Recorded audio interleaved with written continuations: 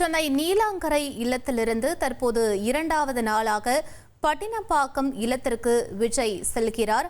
அங்கும் அவர் முக்கிய ஆலோசனையில் ஈடுபட போவதாக தகவலானது வெளியாகி இருக்கிறது. நீலாங்கரை இல்லத்திலிருந்து தற்போது பட்டினப்பாக்கத்திற்கு புறப்பட்டு சென்றிருக்கிறார் விஜய். அண்மை செய்தியாக பார்த்து கொண்டிருக்கிறோம். அங்கும் அவர் முக்கிய ஆலோசனையில் ஈடுபட போவதாக தகவல் வெளியாகி இருக்கிறது. நேற்றைய தினம் 11 மணி நேரம் அவர் முக்கிய ஆலோசனையில் ஈடுபட்டார் என்பதும் குறிப்பிடத்தக்கது. தற்போது நீலாங்கரை இல்லத்திலிருந்து பட்டினப்பாக்கம் இல்லத்திற்கு விஜய் சென்று கொண்டிருக்கிறார். அது தொடர்பான நேரடி காட்சிகளை நாம் பார்த்து கொண்டிருக்கிறோம். மேலும் விவரங்களை எமது செய்தியாளர் ராமச்சந்திரன் வழங்க கேட்கலாம். ராமச்சந்திரன், அங்கும் அவர் ஆலோசனையில் ஈடுபட போவதாக தகவல் கிடைக்கப்பெற்றிருக்கிறது. யாரெல்லாம் இந்த ஆலோசனை கூட்டத்தில் பங்கேற்க இருக்கிறார்கள்? அது பற்றிய விவரங்கள் ராமச்சந்திரன். நிச்சயமாக தவேக தலைவர் விஜய் தனது இல்லத்திலிருந்து புறப்பட்டு தற்போது பட்டினப்பாக்கம் இல்லத்திற்கு சென்று கொண்டிருக்கிறார். அவரது வாகனமானது தற்பொழுது திருவான்மூர் அருகே சென்று கொண்டிருக்கிறது. தற்பொழுது நடிகர் விஜயின் பட்டினப்பாக்கம் இல்லத்தை அலுவலகமாக பயன்படுத்தப்பட்டு வருவதாக தெரிகிறது. ஏற்கனவே நேற்றும் அவர் வருகை தந்து அங்கு ஆலோசனை நடத்தினார். அது மட்டும் இல்லாமல் நேற்று இரவுதான் பட்டினப்பாக்கத்து இல்லத்திலிருந்து புறப்பட்டு நீலாங்கரையில் இருக்கக்கூடிய தனது இல்லத்துக்கு வந்தார். இன்றும் மீண்டும் தனது இல்லத்திலிருந்து நீலாங்கரையில் இருக்கக்கூடிய இல்லத்திலிருந்து புறப்பட்டு தற்பொழுது பட்டினப்பாக்கம் நோக்கி சென்று கொள்கிறார். அங்கு முக்கிய நிர்வாகிகளுடன் ஆலோசனை நடத்துவார் என்றும் எதிர்பார்க்கப்படுகிறது. ஏனென்றால் ஏற்கனவே கரூர் துயர சம்பவம் குறித்து விரிவாக அவர் ஆலோசனையை மேற்கொண்ட நிலையில் மீண்டும் இன்றும் ஆலோசனை நடத்துவார் என்றும் எதிர்பார்க்கப்படுகிறது. அங்கு ஒரு சில மாநில நிர்வாகிகள் வருவார்கள் என்றும் எதிர்பார்க்கப்படுகிறது. அவ்வாறு இல்லை என்றால் அவர்களை தொலைபேசி மூலமாக வீடியோ கான்பரன்ஸ் வழியாக அவர் ஆலோசனையில் ஈடுபடுவார் என்றும் எதிர்பார்க்கப்படுகிறது.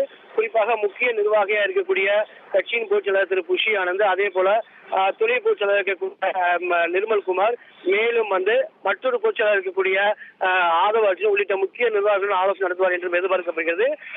இந்த விவகாரம் தொடர்பாக ஏற்கனவே கரூர் மாவட்டத்தில் வழக்கு பதிவு செய்யப்பட்டது. அந்த வழக்கில் அங்கு பல்வேறு விவகாரங்கள் குறித்து வெளியாகியுள்ளது. குறிப்பாக 4 மணி நேரம் தவேக தலைவர் விஜய் காலதாமதமாக கரூரில் இருக்கக்கூடிய வேலுச்சாமிபுரத்திற்கு வருகை தந்தது இவ்வளவு பெரிய விபத்துக்கு காரணம் என எஃப்ஐஆரில் தகவல் தெரிவிக்கப்பட்டுள்ளது. இந்த விவகாரம் குறித்து அவர் முழுமையாக கேட்டறிவார் என்றும் எதிர்பார்க்கப்படுகிறது. அது மட்டுமல்லாமல் A1 குற்றவாளியாக வழக்கு பதிவு செய்யப்பட்டுள்ள கரூர் மாவட்ட தவேக செயலாளர் திரு மதியழகன் தற்பொழுது கைது செய்யப்பட்டு நீதிமன்றத்தில் 15 நாட்கள் காவலில் இருக்க வேண்டும் என நீதிபதி உத்தரவிட்டுள்ளார். அது மட்டும் அந்த நீதிமன்றத்திற்கு தற்பொழுது அவரது மனைவி வருகை என்று அங்கு சோகமாக இருந்த காட்சிகளை பார்த்தோம். அவருக்கு என்ன மாதிரியான சட்ட ரீதியான பாதுகாப்பு உதவிகள் செய்யப்படுகிறது, தவேகாவின் சட்ட பூர்வமாக இருக்கக்கூடிய வழக்கறிஞர் அணி எவ்வாறு இதில் ஈடுபட்டு வருகின்றனர் என்பது குறித்து விரிவாக எடுத்துரைப்பார் என்றும் எதிர்பார்க்கப்படுகிறது. அது மட்டுமல்லாமல் தவேகா அங்க இருக்கக்கூடிய மக்களுக்கு நிவாரண உதவிகளும் அங்க இருக்கக்கூடிய மக்களுக்கு ஆறுதலும் தெரிவிப்பதற்கு காவல்துறை அனுமதி கோரி நீதிமன்றத்தில் முறையீடு செய்யப்பட்டுள்ளது. அந்த விவகாரம் குறித்து விரிவாக விவாதிப்பார் என்றும் எதிர்பார்க்கப்படுகிறது. அது மட்டுமல்லாமல் தற்பொழுது பொது மற்றும் அரசியல் தரப்பிலிருந்து பல்வேறு எதிர் விமர்சனங்கள் மற்றும் பல்வேறு விமர்சனங்கள் கருத்துக்கள் வரவுள்ளது. அவற்றை எவ்வாறு கையாள்வது என்பது குறித்தும் விரிவாக பேசுவார் என்றும் எதிர்பார்க்கப்படுகிறது. அது மட்டுமல்லாமல் இது தொடர்பாக அவர் முழுமையான அறிக்கை அல்லது செய்தியாளர் சந்திப்பு நடத்தலாமா என்பது குறித்தும் விவாதிக்கப்படலாம் என்றும் எதிர்பார்க்கப்படுகிறது. விவரங்களுக்கு நன்றி ராமச்சந்திரன். அதிமுக்கிய விவரங்களை அனைவருக்கும் புரிய வைக்கும் பாட்காஸ்ட். பொருளாதார பல ட்ரில்லியன் ஆயுதங்களை கொள்முதல் செய்கிறது. சம்பவங்களை தேடி களத்திற்கே உங்களை அழைத்துச் செல்லும் ஸ்பாட்லைட். அங்க இருக்கக்கூடிய கள விவரங்கள் என்ன? இந்திய ராணுவம் கடந்த 5 வருஷமாவே சார் எனக்கு ரொம்ப பிடிக்கும் அவர் வர்றதுக்காக. எங்களுடைய நியாயமான கோரிக்கை. Even at the cost of stopping. பார்வையாளர்களையும் செய்திக்குள் பங்கெடுக்க செய்யும் மக்கள் குரல். 50 ரூபாய் எங்களுக்கு தண்ணிக்கு ஒரு தீர்வே இல்லங்க 10 வருஷமா. எங்களுக்கு சரியான ஒரு விடிவு கிடைக்கவில்லை. 60,000 ஏக்கருக்கு தான் கேக்குறோம்.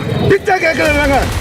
புத்தம் புதிதாக வித்தியாசமாக சில இடங்கள்ல பாகிஸ்தான்லயே பாராட்ட வேண்டாம், ஆனால் அதற்கு கொச்சைப்படுத்த வேண்டாம் என்று நான் கேட்டுக்கொள்கிறேன். மதத்தால் இனத்தால் மக்களை எப்படியெல்லாம் பிளவுபடுத்த முடியுமோ அந்த பிளவிற்குண்டான ஆயுதமாக இந்த மாநாட்டை அவர்கள் பயன்படுத்த நினைக்கின்றார்கள். அரசியலிலிருந்து சினிமா தனித்து இயங்க முடியாது.